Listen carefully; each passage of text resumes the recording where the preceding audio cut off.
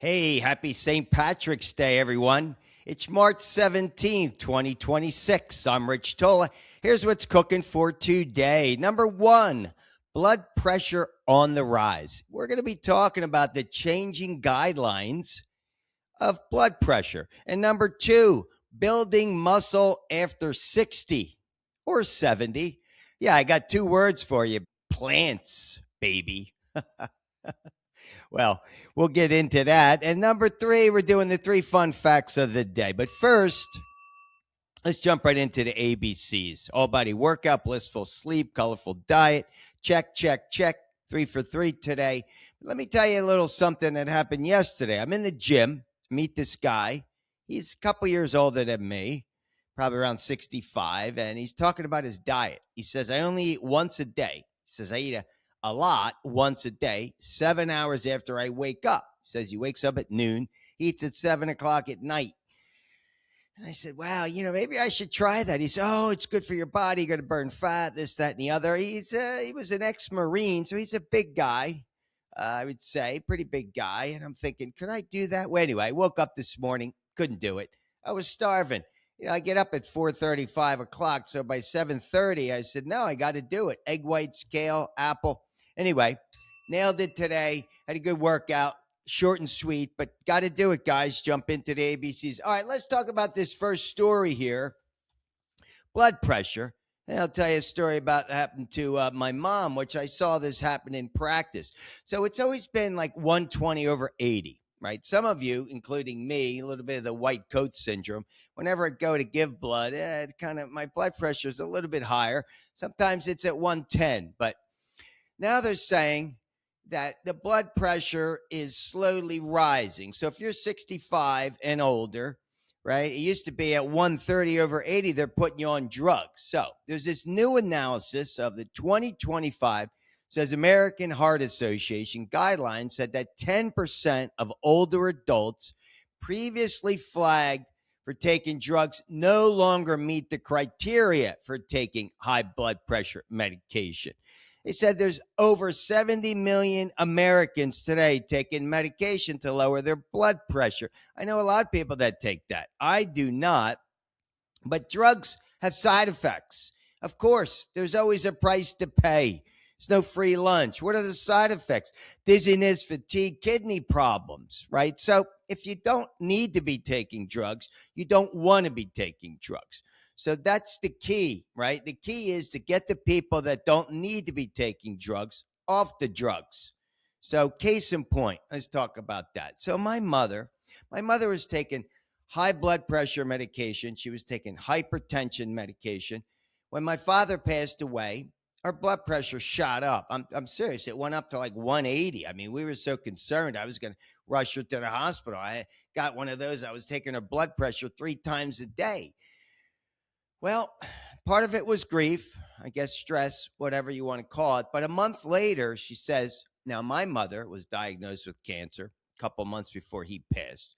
So a month after he passed, she says, I'm done. I'm not taking those pills anymore. She stopped taking those pills. No kidding. Her blood pressure went down to 120 over 80, went to normal. Was even lower than that. And I couldn't figure it out. I'm like, what is going on? She stops taking the drugs. She had naturally higher blood pressure. It was naturally 130, 135. Maybe the stress, whatever it was, she got rid of the drugs and the numbers went back to below normal for her. So go figure. But hey, if you don't have to be taking blood pressure medication, don't do it. All right, here we go. Let's jump into the second one because it's a little bit on the heels of this. Building muscle as you get older. How do you do that? Well, it's not about getting big, guys. I work out every single day. It's not about building muscle. It's about strength. It's about staying strong because as you get older, you get more frail. Everybody knows that. So you want to be strong, but you want to be lean and mean. That's what I believe. Hey, I want to give a shout out to give my friend Vika. She was one of my yoga students 10 years ago. I saw her over the weekend and she said, Rich, you look better than you did 10 years ago. 10 years ago, I was 10 pounds heavier. I had more muscle on my body. I was lifting, hour and a half, 2 hours a day with the yoga and everything. leaner is better. So, that's the key. So what are the words? Plants, baby. We go to plant foods. I don't eat a lot of meat. That's what this guy said yesterday. He's eating 3-4 hamburgers a week. I said, I don't really, I eat meat once a month, chicken once or twice a month.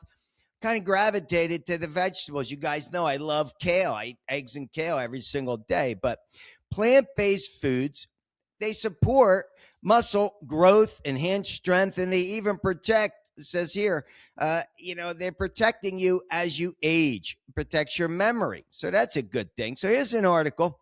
I read this magazine, Epic Health, did an article from GanjingWorld.com. So you can go there and check that out. But so these are the 9 plants that are great for you. Number 1, okra. It's for muscle inflammation. Yeah, okra. Yeah, I mean, I'm not a huge fan of it, but it's okay. Number 2, asparagus. Asparagus is good for muscle coordination. Number 3, Brussels sprouts. That's great for your joints, by the way. Broccoli. Yeah, it's the antioxidant hero, right? Antioxidant hero. That's broccoli. Number 5 is kale. Kale's my favorite. Superfood for the muscles and bones, without a doubt. Love kale. Spinach. That's another one I was eating a lot. But the reason I like kale more is because when I steam the kale in the morning, it stays a little crunchy. I don't like the spinach, just kind of withers away to nothing. But it's a protein enhancer, so spinach is good. Number 7 is mushrooms. Great source of protein. Mushrooms are great for it. Number 8 are green peas. They said there's 8 grams of protein per cup. So that's the powerhouse of protein, green peas. And number 9 is the moringa leaves.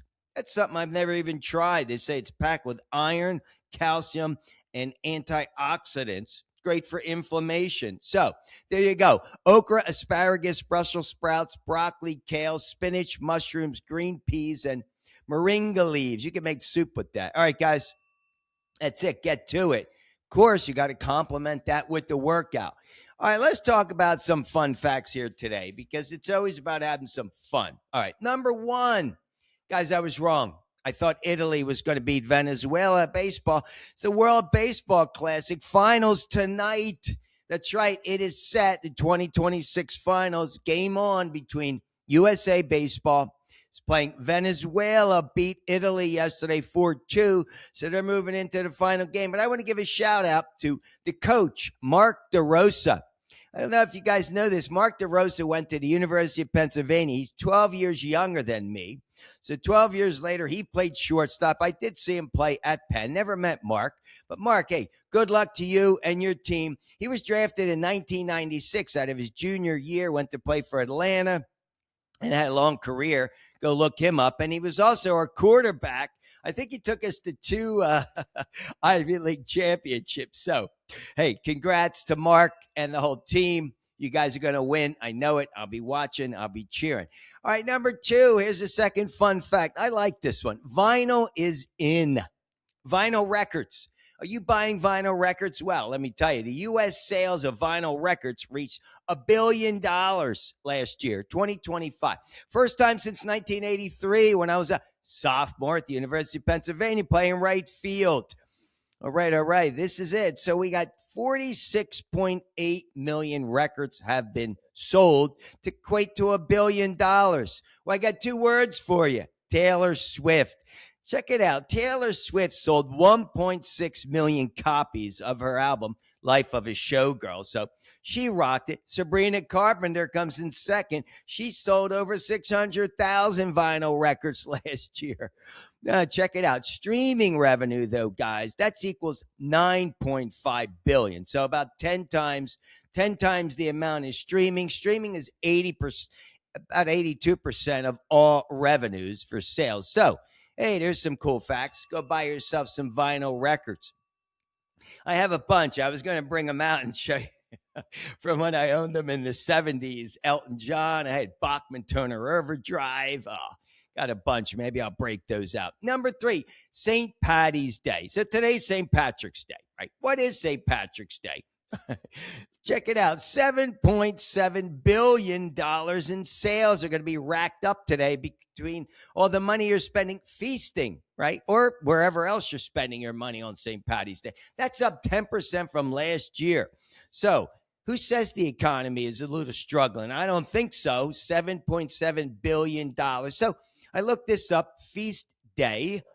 It's the supposed death of the patron saint, right? St. Patrick. He's also known as the Apostle of Ireland. You guys know I'm Italian, so don't know too much about that. Never been to Ireland. Oh, it's on my bucket list for sure.